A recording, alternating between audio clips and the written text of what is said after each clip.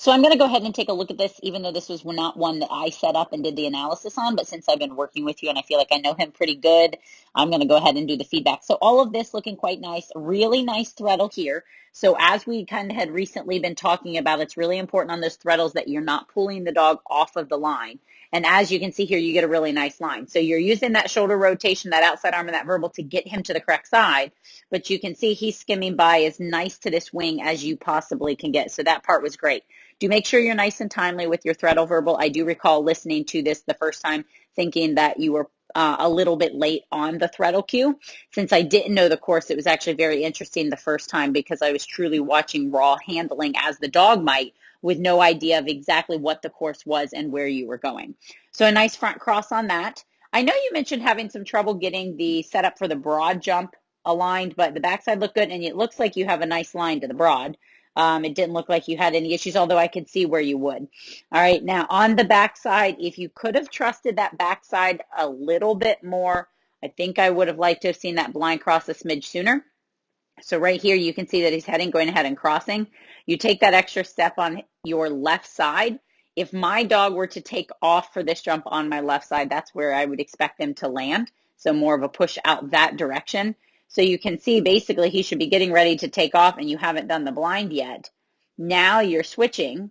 All right, so he has a little bit late coming in over the jump. Instead of taking off, if we watch striding, all right, and it's going to be hard. So he hits here, right there, the front feet hit. I'd like him to take off at that point, but I don't feel like he's comfortable knowing where he's going. So he takes one more stride, and now he's way on the far side of the bar.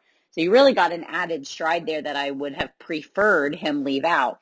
And I think part of that was him hesitating to jump because of the blind cross. So get that done nice and early.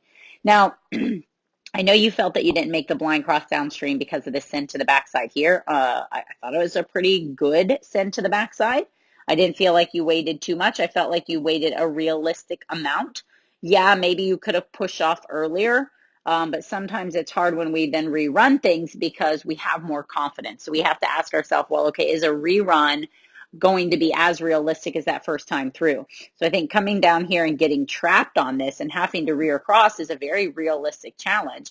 And the rear cross itself went quite nicely. And then here on that backside, I much prefer the slice option that you went for here versus the curl that you did on the rerun. So I liked the slice there. Sure, if you can get the cross in and not have to rear the double, that's great.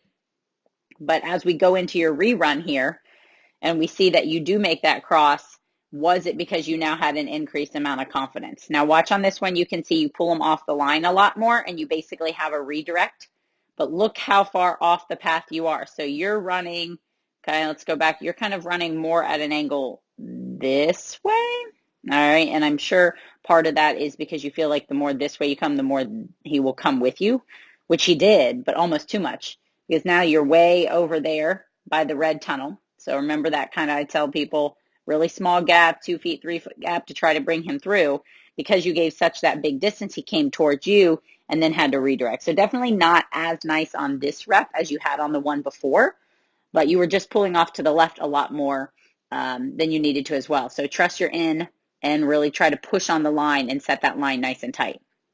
Another nice line to the broad jump, not something that really seemed to be an issue. And then here's where we kind of start the chain of events for the send to the backside and take off.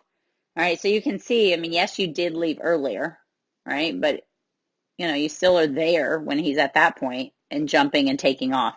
So I think you trusted it a little bit more. Maybe you just even drove a little harder. However, the problem, as you can see, is he did not come out of the blue tunnel turned. So if we zoom in and we just go with his initial reaction, you're going to see he busts out kind of towards the tunnel and, oh, okay, now I'm going to turn. So it's not, we kind of lose him.